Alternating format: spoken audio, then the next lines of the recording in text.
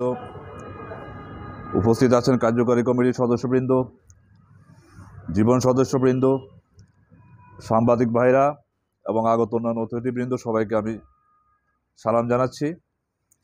আমি ইচ্ছে ছিল আমি আজকে বক্তৃতা দিব না, কারণ আমি যেহেতু সাধারণ সম্পাদক, বক্তব্য দিতে গেলে অনেক কথা আমাকে বলতে হবে। তারপরেও যেহেতু আপনারা বলছেন যে একটা কথা না বললে নয়, আজকে পরিবেশটা খুবই আমাদের অনুকূলে ছিল না। তারপরও আমি যাদেরকে ফোন করেছি এবং আজকে আমাদের যে উপস্থিতি এখানে ৬০-৬৫ জন, এটা আমরা আশা করিনি। একমাত্র এটা সম্ভব হয়েছে ফারুক ভাইকে আমরা সবাই ভালোবাসি বলে।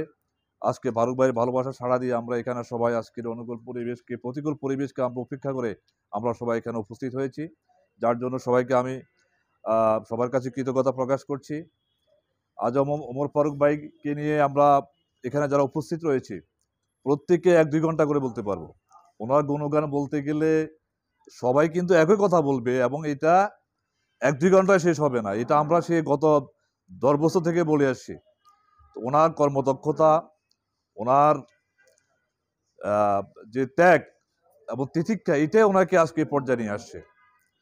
আর আজকে আমার এখানে ২-১ জন অতিথিকে আমরা দেখতে পাচ্ছি, যেমন নাজিম ভাইকে আমি অনেক দিন আগ থেকে চিনি, প্রায় আজকে ৩০-৪০ বছর। আমি যখন প্রথমে চট্টগ্রামে আমার অফিস আমি চাকরি করতাম, ওনাদের বাসার পাশে আমার অফিস ছিল। ওনারা অনেক কি বলে চট্টগ্রামের জন্য অনেক বড় রিচম্যান।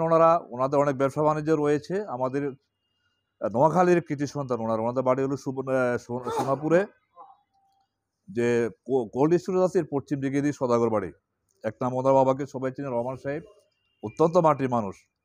উনি আমাদের বিগত প্রোগ্রামগুলোতে, আমরা ২০১৫ সাল থেকে যে সকল বার্ষিক প্রোগ্রাম করেছি, প্রত্যেকটা প্রোগ্রামে নাজিম ভাই আমাদের সাথে কন্ট্রিবিউশন করেছে, আমাদের অনুদান দিয়েছেন অনেক অনেক টাকা। সেই মনির মাধ্যমে, আমাদের দপ্তর সভার মনির ভাইয়ের মাধ্যমে, ফারুক ভাইয়ের মাধ্যমেও ওনার লক্ষ লক্ষ টাকা আমাদের অনুদান দিয়েছেন।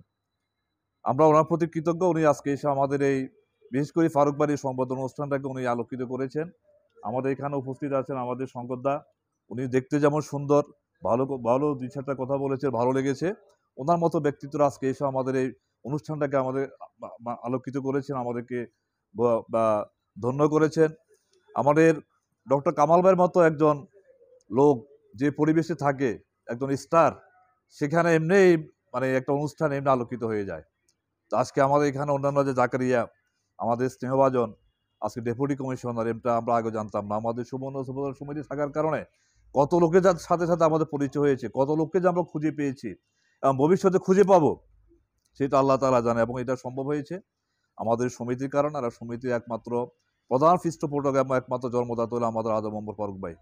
তো ওমর ফারুক ভাই, আমি যেহেতু উনি সভাপতি, আমি সেক্রেটারি দীর্ঘদিন থেকে, ওনার সাথে আমার সাথে কেমিস্ট্রি এবং ওনার সাথে আমার সাথে বন্ধনটা অন্য লেভেলের।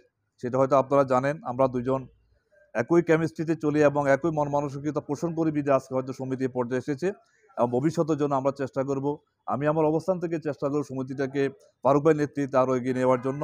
আমরা সুবর্ণচরের সকল লোক, আজকে আমাদের ১০৮ জন আমাদের লাইফ মেম্বার। আমরা চেষ্টা করবো আগামীতে এটাকে আরও বাড়ানোর জন্য। আমরা ২০২৩ সালে আমরা বিভিন্ন পারিপার্শ্বিকতার কারণে আমরা কোনো প্রোগ্রাম করতে পারিনি। জাতীয় নির্বাচন ছিল, ফারুক ভাইয়ের ব্যস্ততা ছিল, আমার ব্যস্ততা ছিল, আপনাদের অনেকের ব্যস্ততা ছিল, রাজনৈতিক অর্থনৈতিক সারা দেশে সারা ওয়ার্ল্ডে বিভিন্ন কারণে আমরা অনুষ্ঠান করতে পারিনি। এবং গত ১ বছর আমি দুঃখের সাথে জানাচ্ছি, আমরা কোনো অনুষ্ঠান, আমাদের কোনো মিটিংও করতে পারি নাই। সেটার জন্য আমি ব্যক্তিগতভাবে ক্ষমা চেয়ে নিচ্ছি, কারণ এটা না করার পিছনে অনেকের অনেক কথা থাকতে পারে, যে কোনো মিটিং হচ্ছে না কেন, এটা হচ্ছে না কেন। অত্যন্ত যৌক্তিক ব্যাপারটা, কিন্তু আমরা মিটিং করতে না পারাটাকে আমি, অনেকগুলো কারণ আছে, তারপর আমি ব্যর্থতাটা আমার ঘাড়ে নিচ্ছি, যেহেতু আমি সাধারণ সম্পাদক। ইনশাল্লাহ ভবিষ্যতে আমরা আমাদের বিভিন্ন প্রোগ্রামগুলো করব, আমরা নিয়মিত আমাদের মিটিংগুলো চালিয়ে যাব। আপনাদের সকলের সহযোগিতা কামনা করছি। অতীতের মতো আপনারা ভবিষ্যতে আমাদেরকে সহযোগিতা করবেন। এবং আজকে এখানে দিদার স্যার, ওনাকে ব্যক্তিগতভাবে আমি চিনতাম না, আজকেতে আমি হয়তো একটা অনুষ্ঠানে দেখেছি, আজকে ওনাকে দেখেছি। উনি আমাদের বড় ভাইয়ের মতো। আজকে প্রটোকলে যদিও আমি ওনার আগে বক্তব্য দেওয়ার কথা ছিল, কিন্তু আমি ওনার পরে বক্তব্য দিয়ে ওনাকে আমি সরি আপনার কাছে, আমি আপনার আগে বক্তৃতাটা শেষ করলে মনে ভালো হতো আমার জন্য, আপনি আপনার ছোট ভাই হিসাবে আর কি।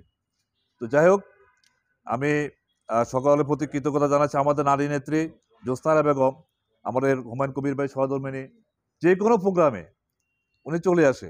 আমাদের একমাত্র মানে শব্দরা নীলমণি, ওনাকে পেয়ে আমরা ভালো লাগে আমাদের। বাট আমার নিজের ওয়াইফও আমার নিজের সহধর্মিণী কিন্তু লাইফ মেম্বার, তাকে আমি আনতে পারি না।